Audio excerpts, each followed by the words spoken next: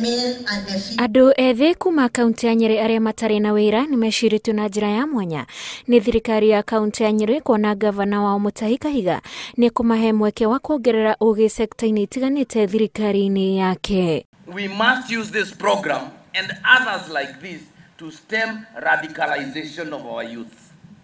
Because when they are desperate, when they don't have ways and means of making their ends meet, to mathomo tu mekugunĩka namo ĩndĩ mũico wa mweri marĩrĩhagwo ciringi 10,000. Andũ 200 nĩ marĩkĩtie kũheo mweke ũcio na mũbango ũyũ ũgũtũmĩra mũigana wa ciringi milioni 24 harĩ bajeti ya mwaka wa 2018-2019 ya kaunti ya Nyeri.